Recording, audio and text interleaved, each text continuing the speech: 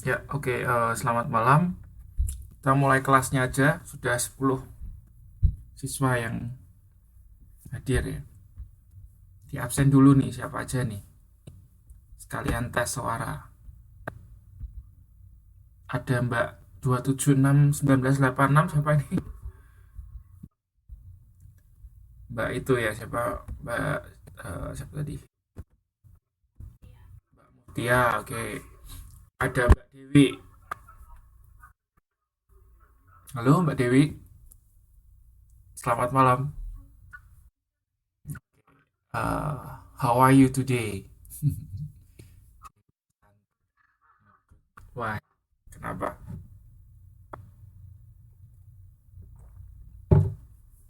Lagi sakit kah atau apa? Capek ya. Kayaknya hari ini memang suasananya itu agak gimana gitu ya.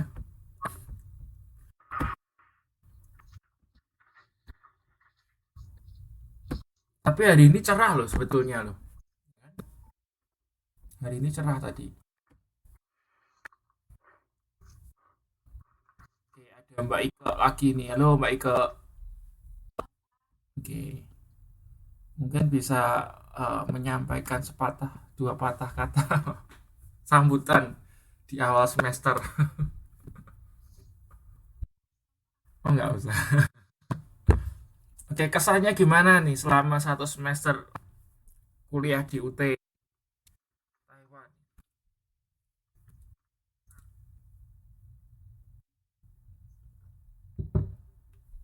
Gimana Mbak Ike? Mbak Ike ini kan eh, peraih IPK tertinggi ya, bener ya? Bener bukan? Bener ya? Iya kan? Kemarin berapa IP-nya Mbak Ike? IPK-nya berapa?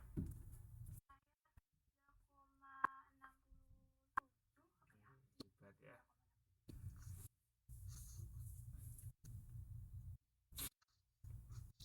Rasanya gimana Mbak? Dapat IPK segitu Mbak? What do you feel?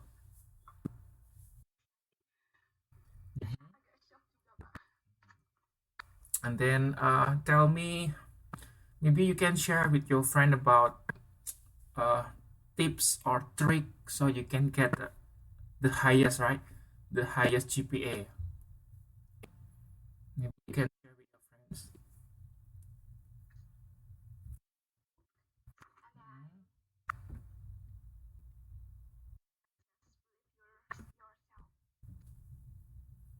Mhm. So some friends, they say that they always feel sleepy when they open the book.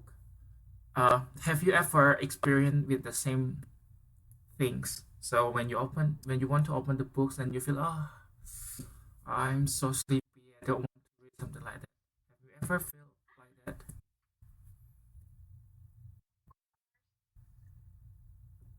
And then how you overcome these situations? So what did you do when you feel lazy, you feel so bored to read the book, and then what did you do when you faced that problem?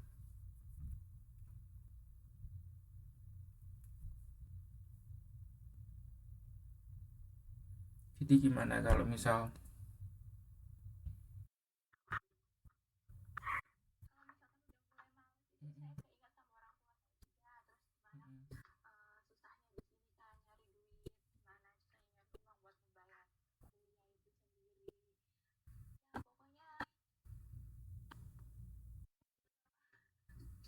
so you try to motivate yourself, right?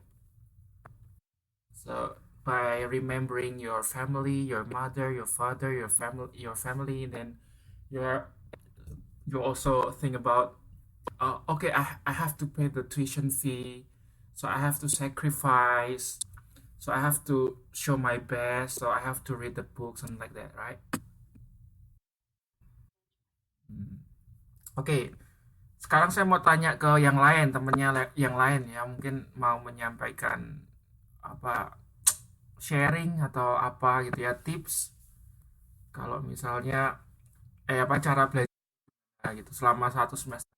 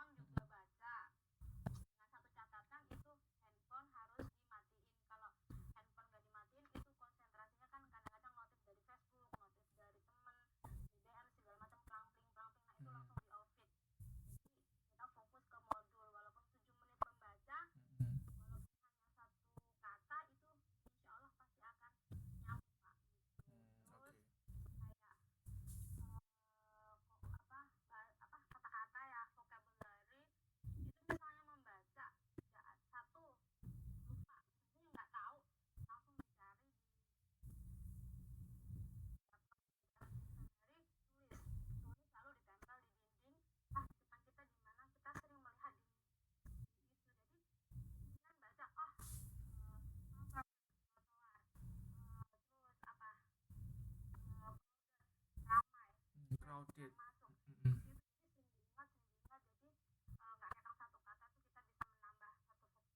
Oke, ya bagus sekali.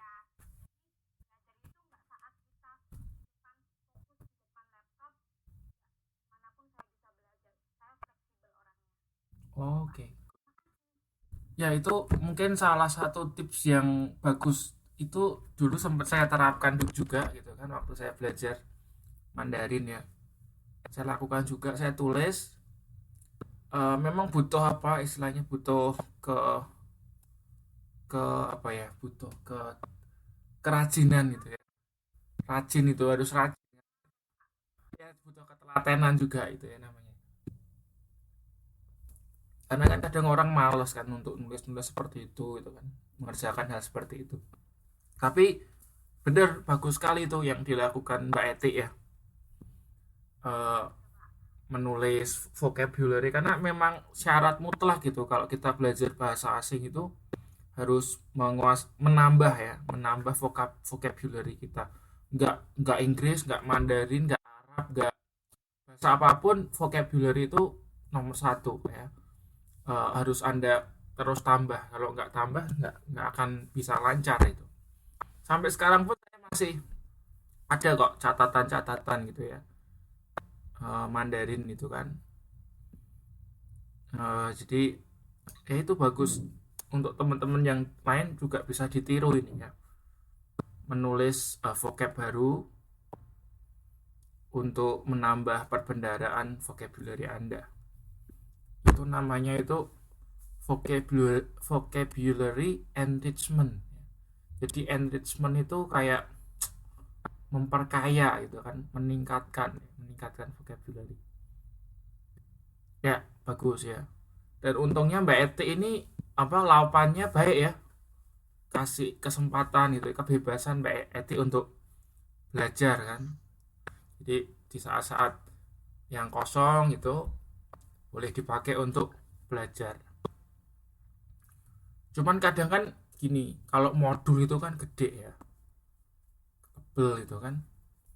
Makanya saya pernah minta Anda untuk buat peta konsep, itu tujuannya apa? Tujuan supaya gampang dibawa gitu kan. Kalau peta konsep kan di kertas, ada takok-takok kan ya bisa. Jadi seandainya Anda pergi kemana tadi kan, ngantar ke salon, Anda nggak perlu bawa modul, bawa peta konsepnya aja kan bisa.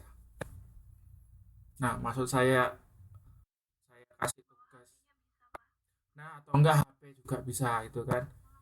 Cuman tadi takutnya nggak konsen, dimatiin apa? Ah, sinyalnya dimatiin supaya nggak connect ke internet. Jadi seperti itu.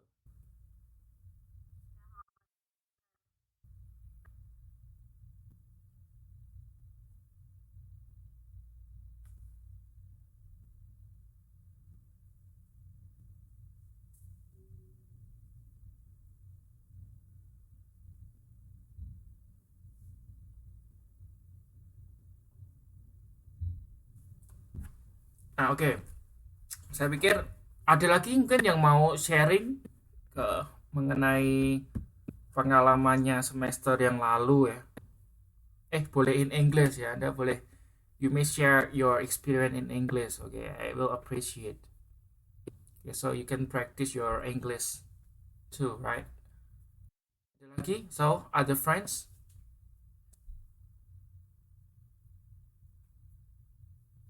Oh, ini Mbak Etik menambahkan ini. Must remember the first our dreams. So will give us spirit on study. Oke, ya. Jadi sama kayak Mbak Ika tadi kan ya. So we should always remember ya the dreams. We always remember our motivations. Let's say parents atau our family gitu kan ya. Or about the sacrifice. Sacrifice itu pengorbanan. Misalnya pengorbanan, waduh udah bayar uang sekolah gitu kan, jadi harus benar-benar belajarnya. Ya oke, saya setuju. Oke, ada lagi teman lainnya yang mau berbagi?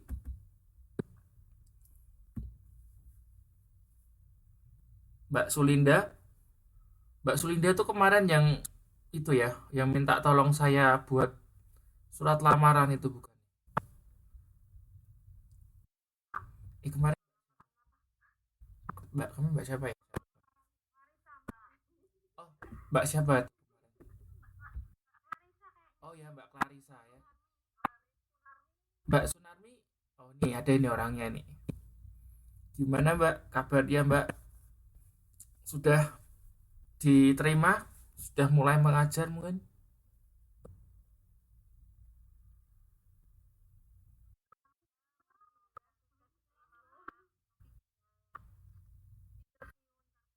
Oke, semoga sukses ya.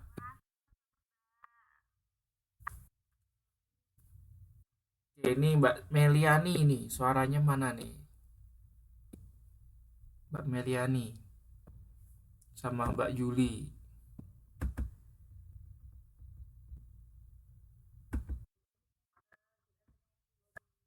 Good evening ya, bukan evening. Sebetulnya bukan evening juga sih, evening. Soalnya itu kan V ya. Kalau V bacanya evening. Oke, so apa nih yang mau dibagiin nih? Ada. Tadi sudah saya cek Mbak, itu kemarin sudah masuk kok.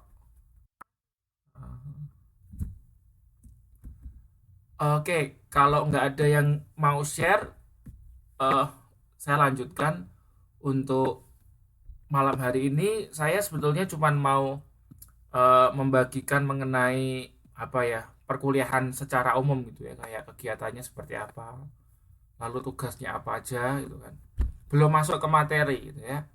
Nanti kita masuk materinya next meeting. Ini pemanasan dulu lah ceritanya ya. Oke, jadi malam hari ini lebih ke introduction. Oh ya, nanti TTM kita akan langsung mulai materi. Nanti saya akan jelaskan detailnya seperti apa.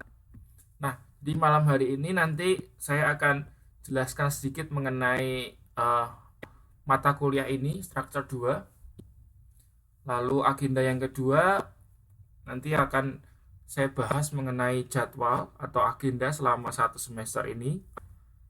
Lalu tugas masih sama seperti semester lalu, membuat peta konsep. Saya nggak akan kasih tugas lain selain peta konsep. Ya. Lalu yang keempat, metode pembelajaran. Yang kelima, presentasi modul 1. Tapi sepertinya ini akan saya skip dulu. Juga teman-teman di sini kan juga pada belum selesai buat peta konsep kan ya. Masih ada yang buat separuh gitu ya. Belum tuntas intinya. Jadi untuk presentasi modul 1 saya skip, tapi nanti saya akan coba memberikan gambaran sekilas mengenai modul 1 ini, di mana membahas mengenai klausa dan kalimat atau clauses and sentences. Jadi saya akan coba memaparkan sedikit lah mengenai apa itu klausa, apa itu sentences ya. Nah, kurang lebih seperti itu. Lalu untuk pengenalan mata kuliah, jadi structure 2 ini kalau saya ibaratkan itu seperti matematikanya pelajaran SD atau SMP atau SMA itu ya. Jadi karena apa? Karena structure ya, mata kuliah structure itu banyak sekali rumusnya. Ya kayak matematika itu kan rumus semua itu kan ya. Nah, sama juga structure itu banyak sekali rumusnya. Hafalan rumusnya harus diingat-ingat. Jadi ini sangat apa ya? Fundamental gitu ya.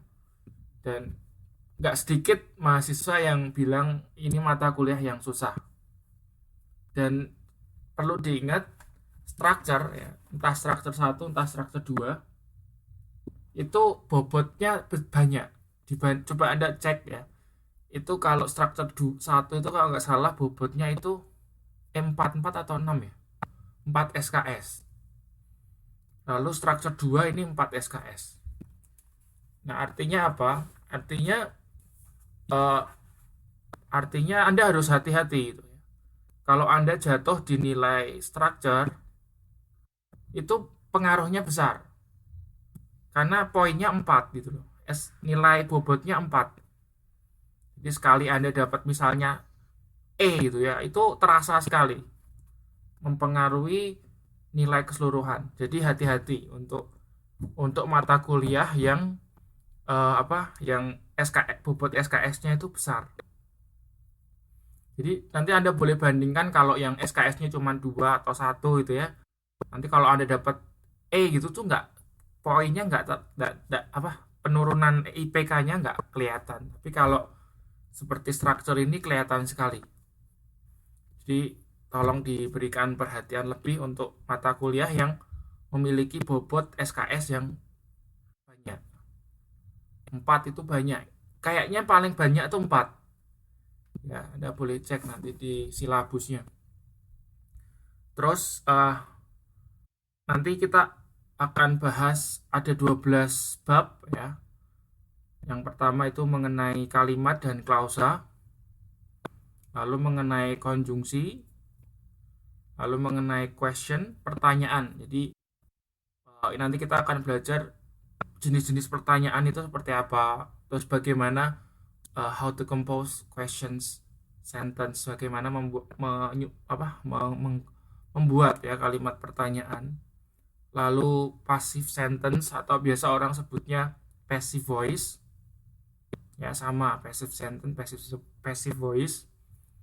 Terus bab kelima dan keenam kita akan membahas infinitive dan gerund. Karena materi infinitive dan gerund itu banyak ya. Makanya itu sampai dibuat 1 dan 2. Karena memang banyak sekali. Banyak dan apalan. Nah, apa itu infinitive, apa itu gerund, nanti kita akan bahas di modul 5 dan 6. Sebetulnya kita sudah bahas sih mengenai infinitive gitu kan. Infinitive verb kan kita sudah bahas di structure 1. Kalau gerund belum. Oke, nanti kita akan belajar ini, infinitive dan gerund. Lalu berikutnya comparisons. Nah, ini materinya itu hampir sama dengan modul 11 dan 12 structure 1. Ya, masih ingat nggak? Modul 11 dan 12 structure 1 itu membahas mengenai apa?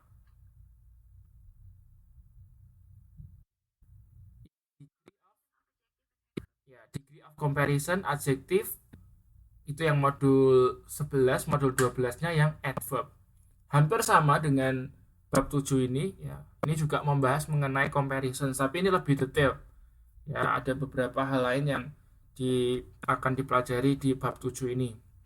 Dan ini bagus karena bisa kita pakai untuk percakapan sehari-hari ya.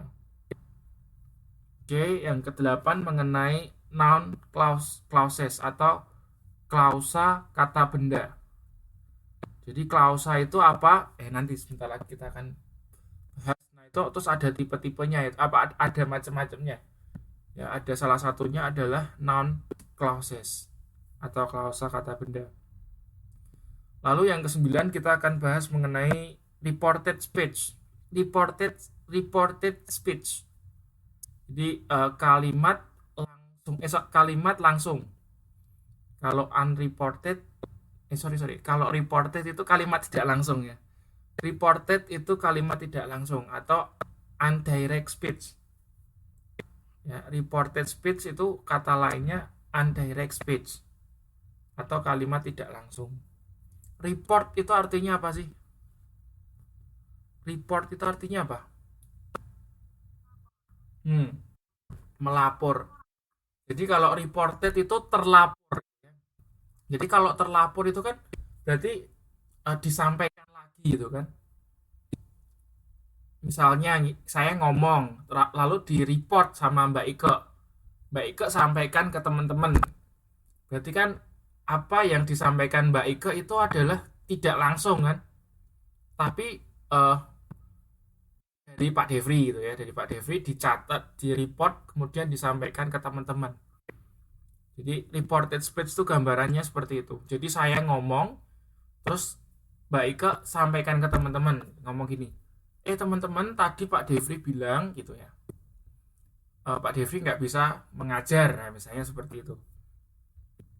Nah berarti yang disampaikan Mbak Ike itu adalah reported speech. Nanti kita akan bahas, itu ada rumusnya juga. Ya, reported speech itu ada rumusnya. Nah, lalu bab 10, 11, 12 itu dan 12, 10, 11, 12 itu membahas mengenai adverbial clause. Adverbial itu apa?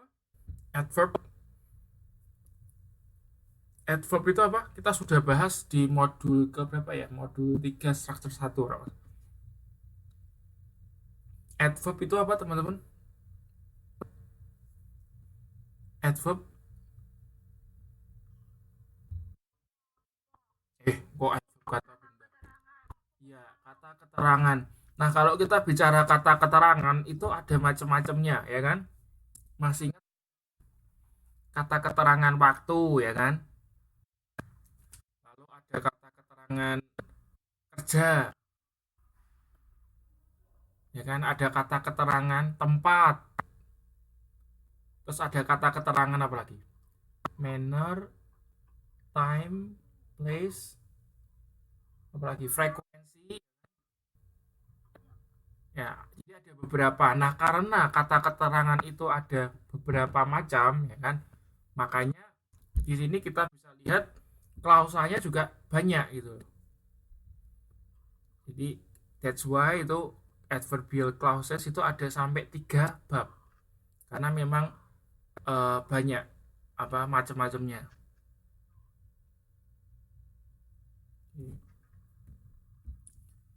Oke, kurang lebih seperti ini nanti yang kita akan pelajari di structure 2.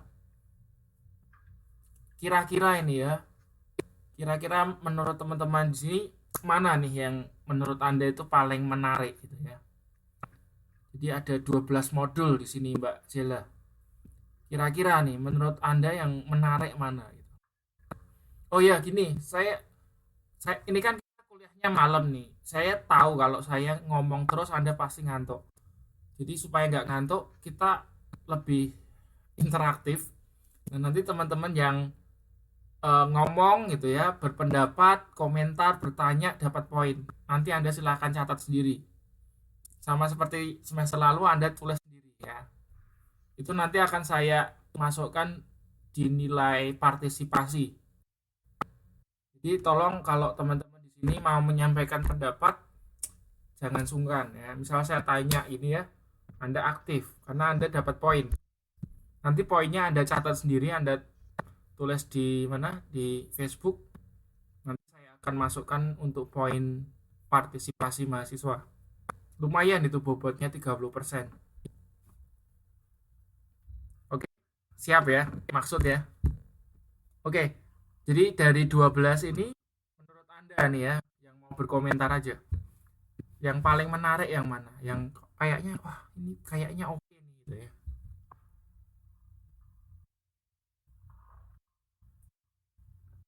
Nggak ada nih, nggak ada yang mau.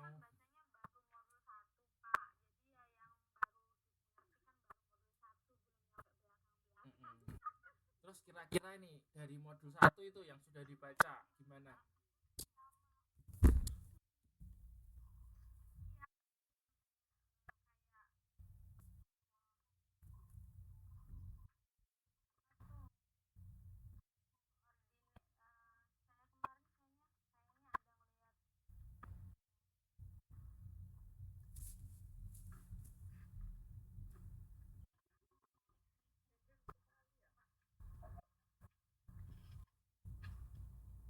Ya, yang lainnya nggak mau komentar? Ya sudah, nggak apa-apa. Oke, menarik semua ya. Ya, bagus. Harusnya seperti itu, ya kan, supaya Anda eh, apa tertarik untuk belajar terus. Ya. Terus yang lain boleh. Ini menurut Mbak Meliani passive voice. Kenapa nih passive voice menarik?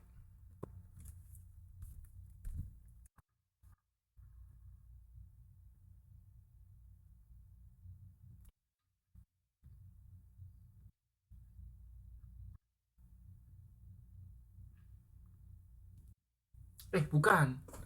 Jadi passive voice itu bukan kalimat tidak langsung ya, lain loh. Passive voice atau passive sentence dengan kalimat tidak langsung itu dua jenis yang berbeda ya, dua hal yang berbeda. Lain. Ada yang tahu nggak apa itu kalimat? Ya, kalimat pasif tahu nggak apa itu?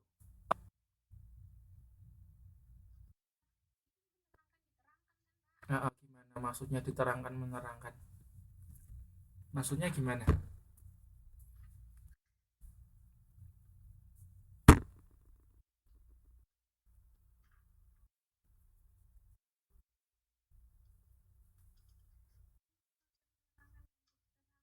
Apa yang diterangkan? Apa yang menerangkan? Ayo, ada yang tahu nggak? Bukan ya, jadi kalimat pasif itu kalimat di mana objeknya dikenai perbuatan oleh subjek. Ya. Objeknya dikenai perbuatan oleh subjek. Itu kalimat pasif. Nah, lawan dari kalimat pasif adalah kalimat